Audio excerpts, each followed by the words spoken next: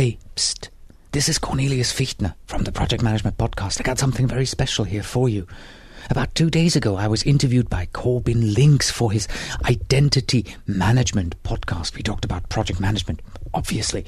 The interview is not going to go live on his podcast for about another month or so.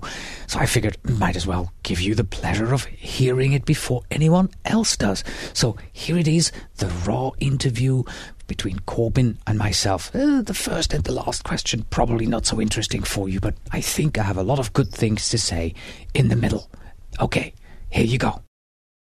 Well, thanks so much for joining us today. I was just giving our listeners a bit of your overview and telling them some of the things that you've been working on and a little bit about your role in the PM community, but I thought it's better to hear it from you.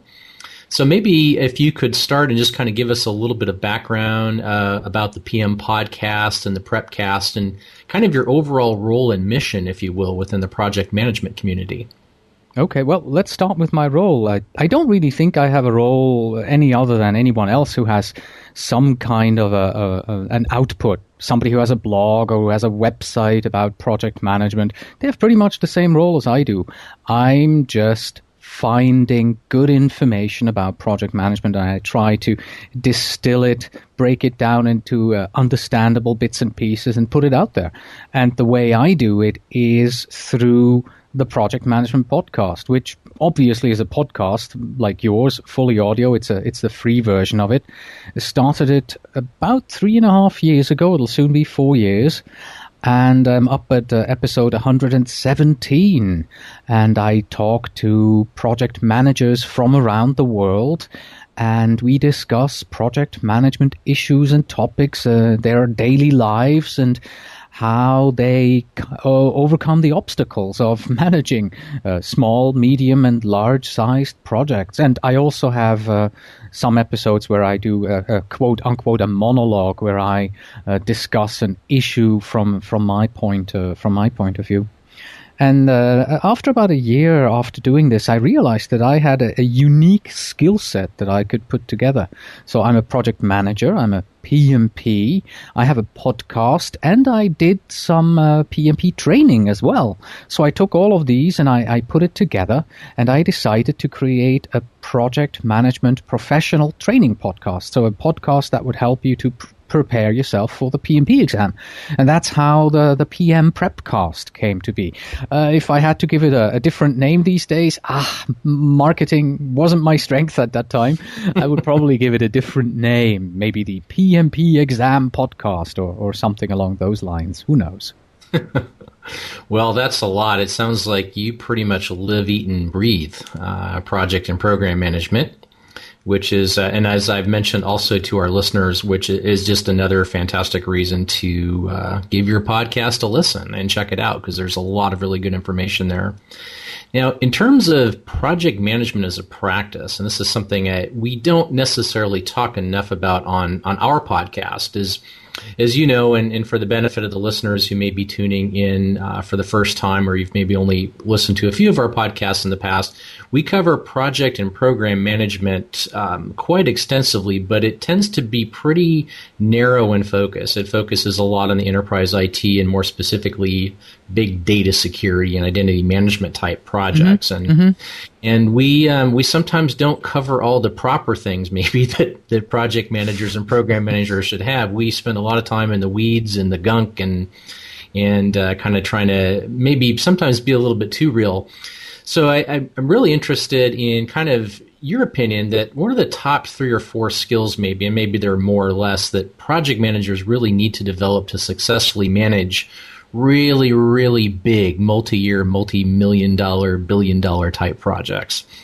Okay, I'm happy that you qualified there and that you added, the large multi-year, multi-million-dollar projects, because most people, when they ask this question, they just say, what skills do I need as a project manager? And then the answer usually comes out, I'm thinking of a small and medium-sized project, and there, you need to be able to define the project, work the issues, work on the scope, you have to do some documentation, risk management, and all that. But once that you have these skills, and once you're able to manage these small and medium projects, and you're moving on in your career into larger and bigger projects, then you should actually change your title.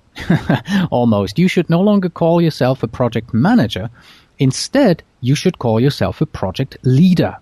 And that kind of shows you where I'm going with this, right? So from my point of view, the top few skills that you need once you are a project leader and you're really in charge of a huge project, well, you need to be a team leader, right? You have to step back from the day-to-day nitty-gritty work and you have to let your team do it. You have to delegate.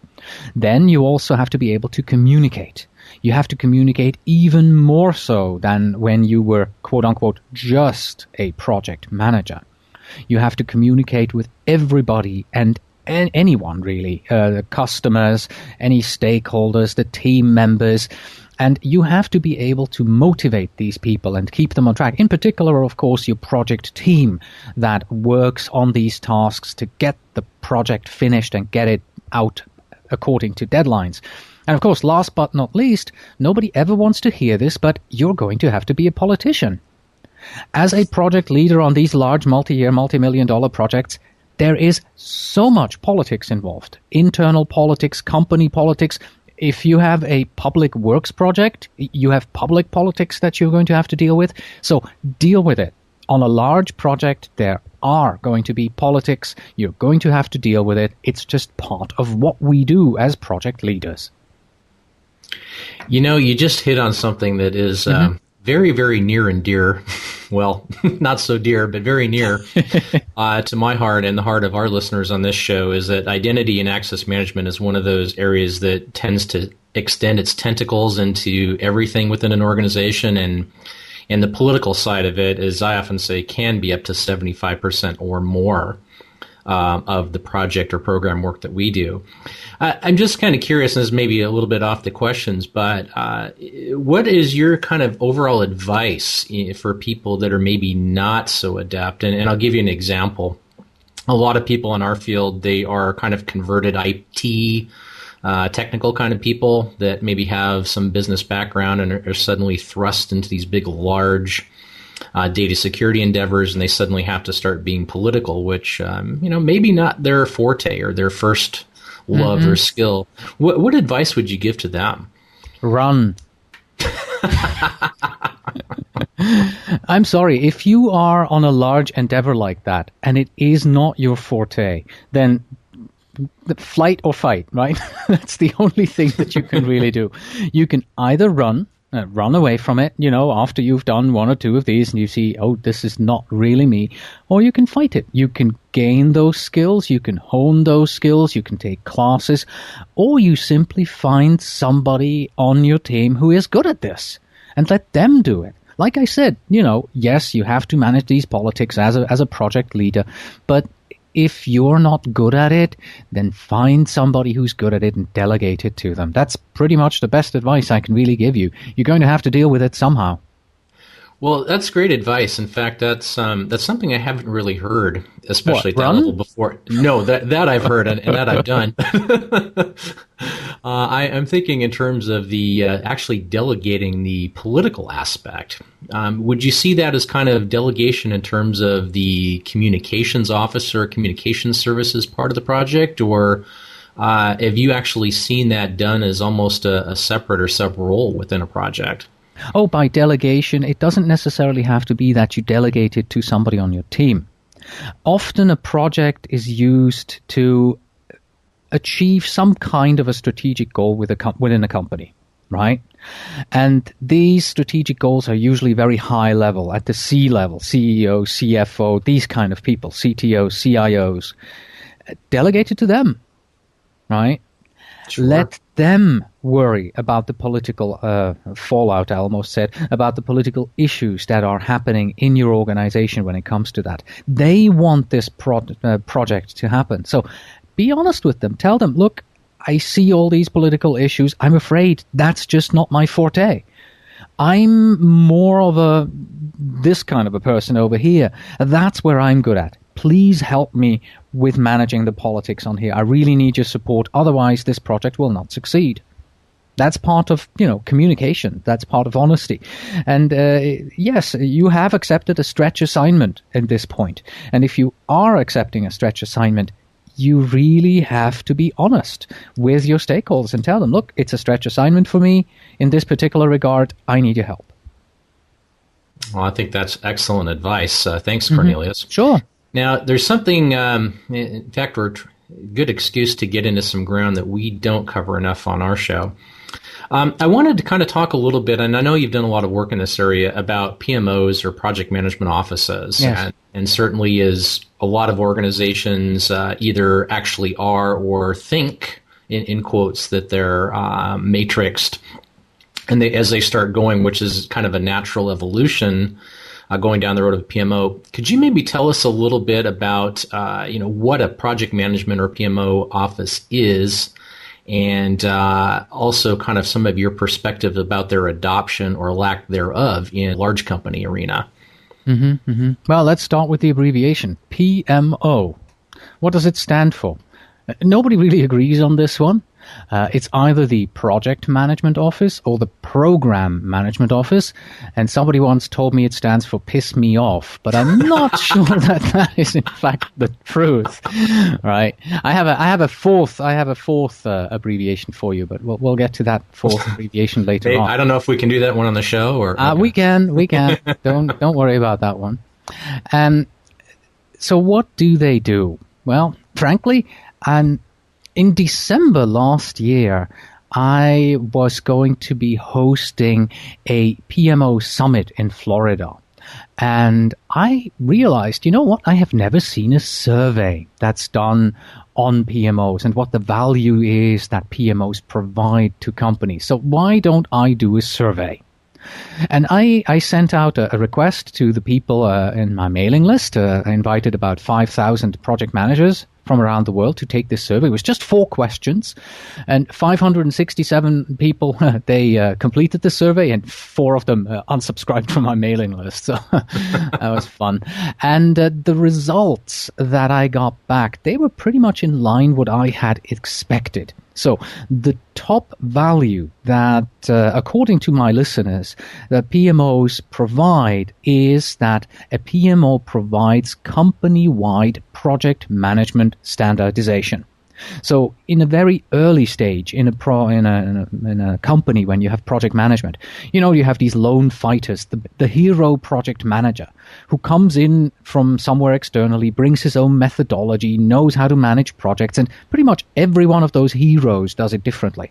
And then at some point you create a PMO, no matter whether this is a virtual PMO that just the 3 project managers that you have got together and said, okay, we've got to streamline this, or whether you have maybe a formal PMO where you have a real organization with a PMO manager that defines the project management methodology. That's where the PMO usually, and first of all, brings value.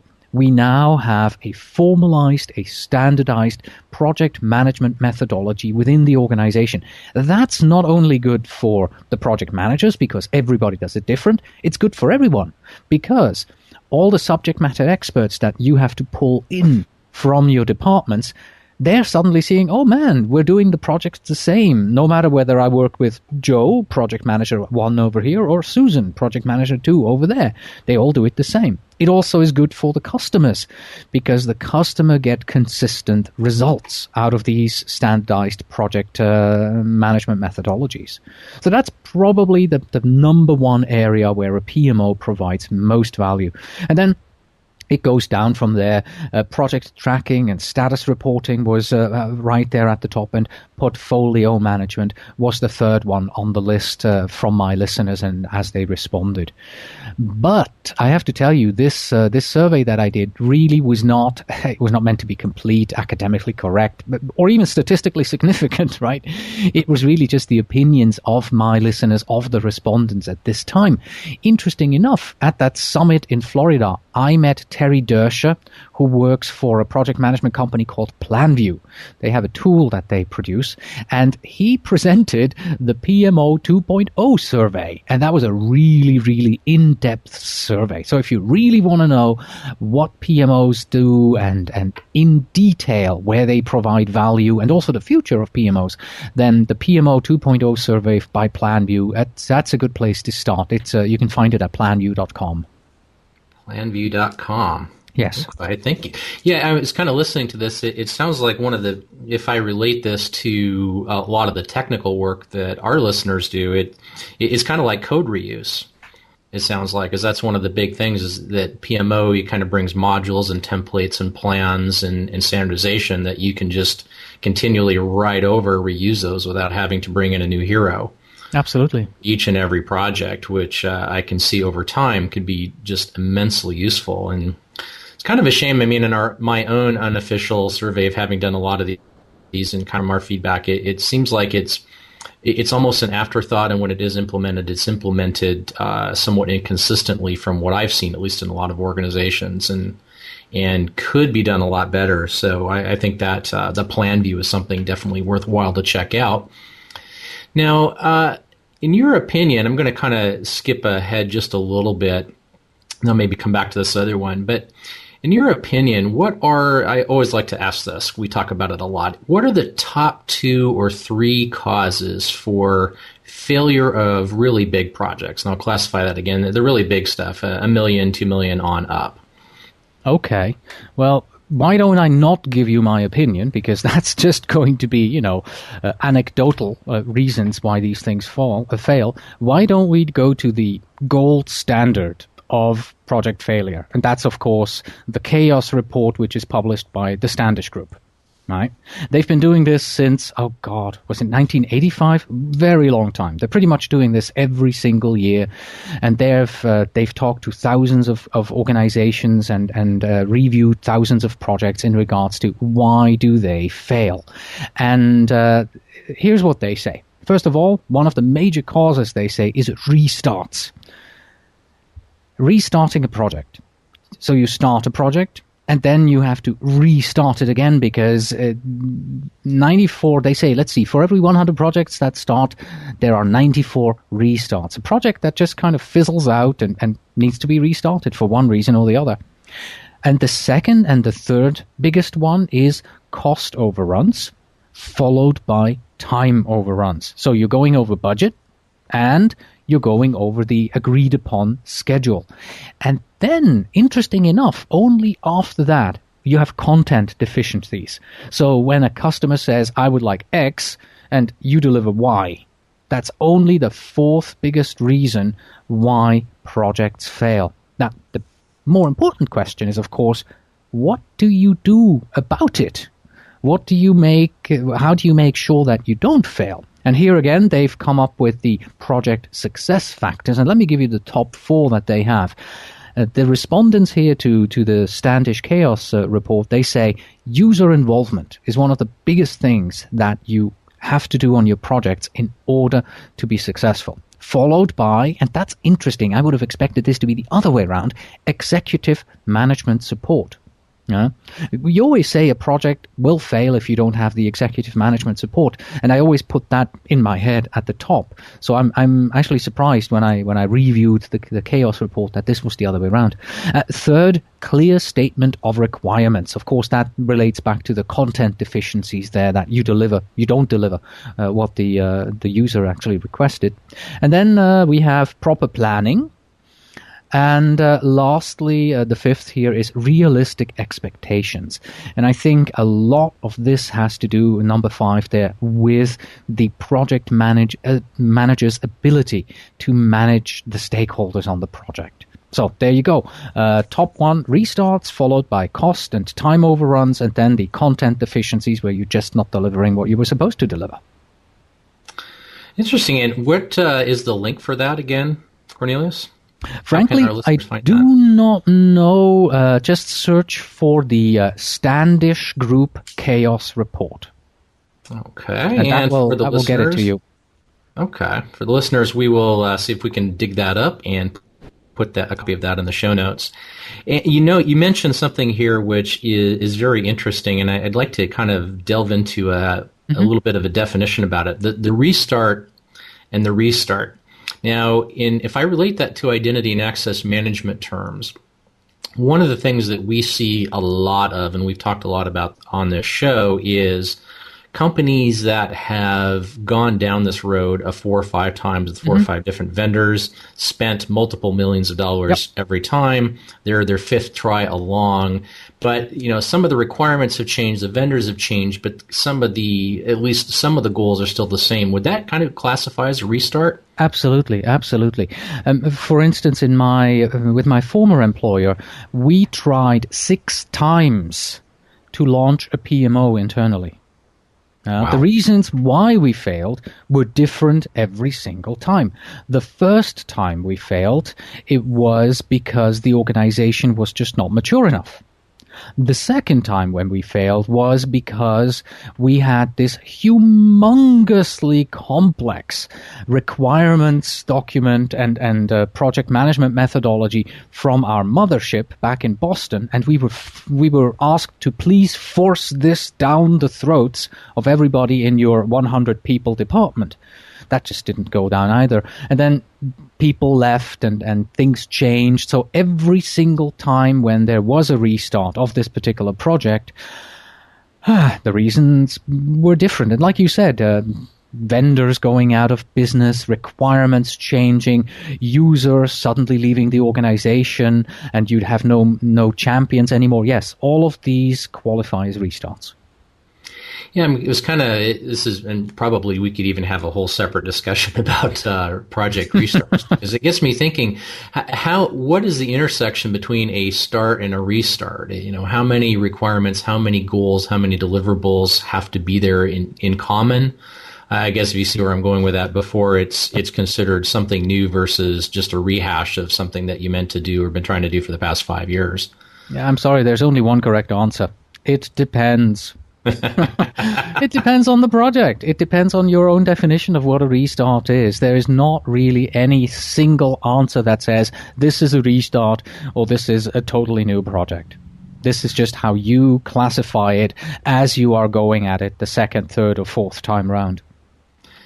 And of these, I'm just kind of curious, and if you don't have an answer, that's okay, but it got me thinking, of these restarts that being kind of the number one cause, do you know of any average or rough average of how many restarts per large-scale project occur within kind of, I guess, in the business place at large? I mean, how many of these things get restarted? I don't know, but the Chaos Report does. For every 100 projects that start, there are 94 restarts. This does not mean that 94 of 100 will have one restart. Some projects can have several restarts. So okay.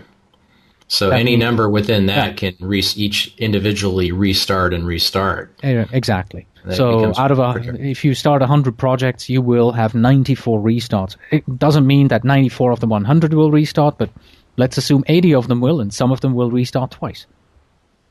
Wow. Quite daunting, ladies and gentlemen. It is. Let's see here. Is a discipline, kind of doing the future holding thing here, is a discipline, where do you see the next 10 years going in terms of project management as a profession?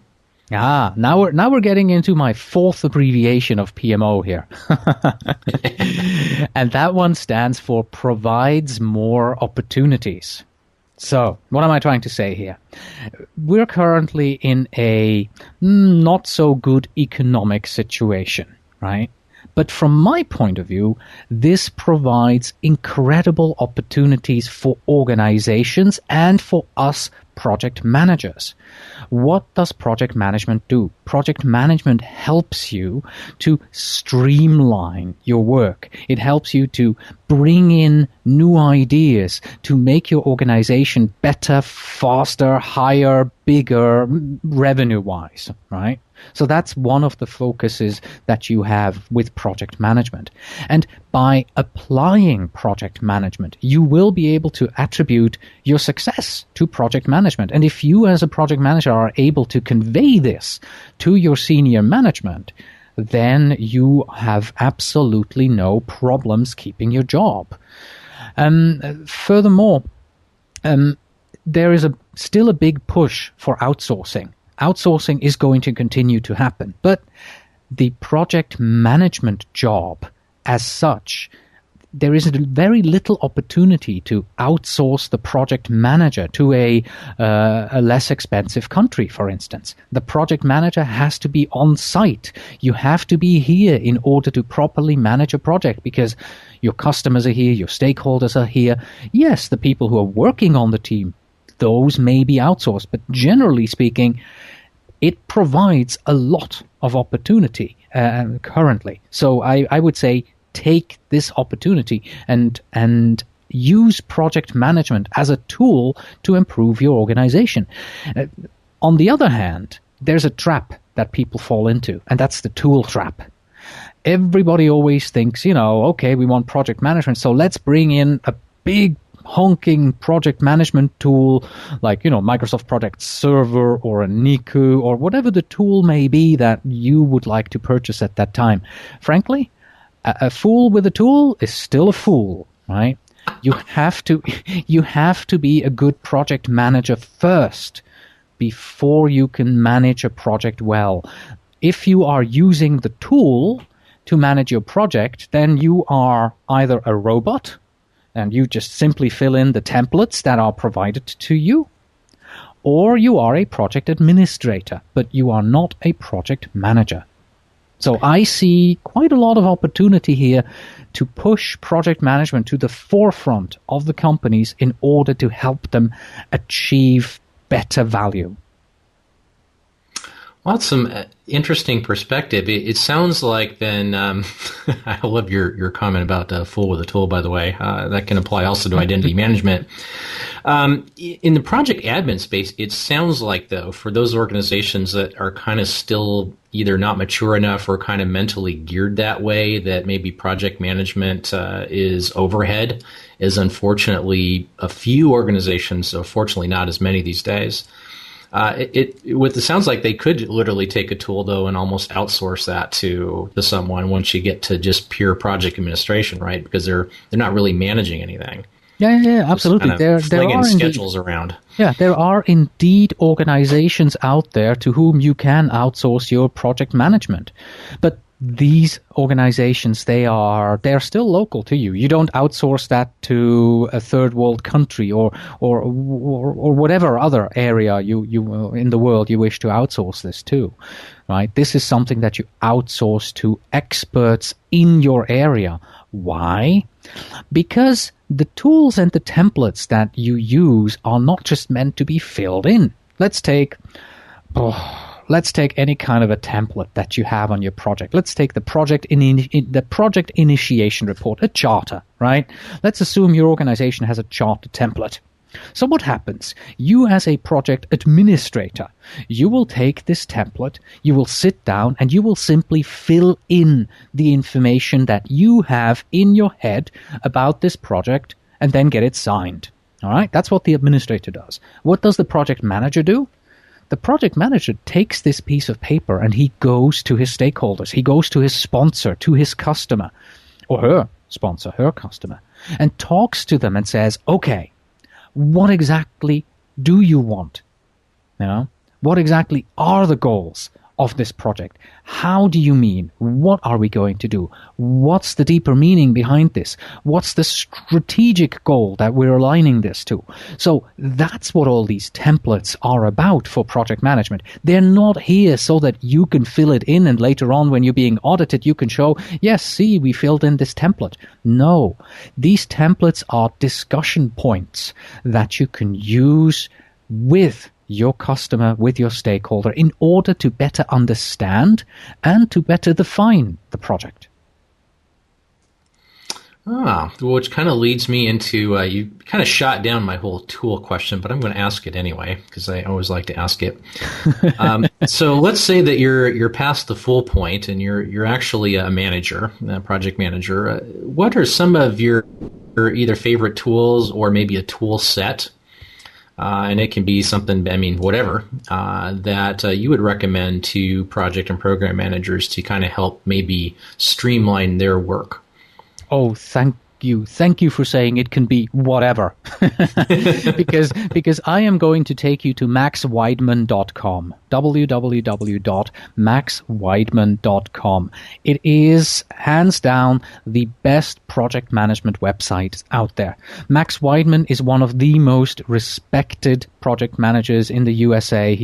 I believe he is a fellow of the Project Management Institute. I believe he was a president at one point and was on the board of directors as well. So, okay, I'm probably making all of these things up right now, but he's very respected in the project management space. On his website, you will find pretty much everything that you need when you have a question about project management. It starts with a simple glossary, so you can look up terms that you don't understand. And from there, he has in-depth presentations about everything and anything in project management that you could be looking for. Just search for something on project management in Google or Yahoo or wherever.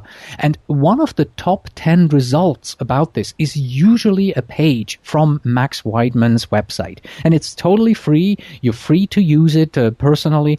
He does have a copyright disclaimer somewhere, so you're not allowed to use this in a commercial environment, but you're free to use it as a project manager in your organization. He also offers templates, I believe, and he also has articles that he writes himself. He calls them Max's Musings. So that's where I'd like to take you. I'm taking you away from the pure tool, where how you can manage a project, because, like I said, a fool with a tool is just a tool. But a fool with maxweidman.com. Now we're an enlightened fool. Yeah. Now we're enlightening you. Now we're taking you to the next level there. Okay, so there you have it, ladies and gentlemen. Max Weidman at maxweidman.com then is the tool in and of itself. And it sounds like there's just a wealth of good stuff up there. Yeah.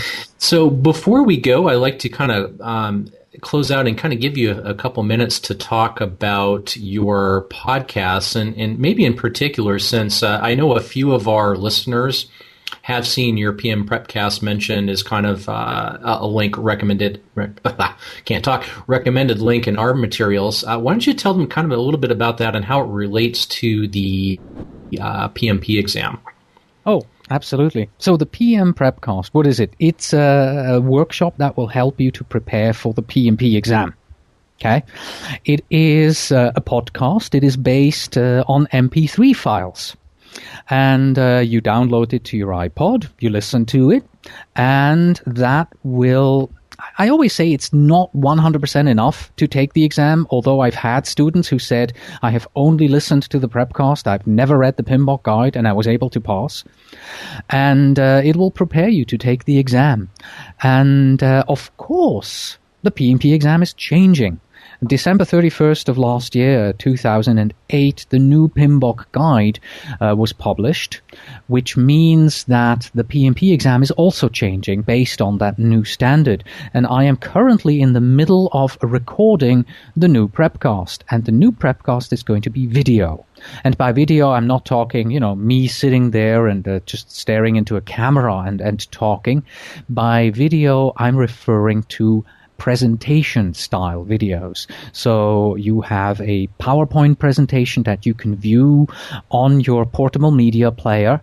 This can be an iPod, this can be an iPhone, or really any portable media player that can play MP4 videos.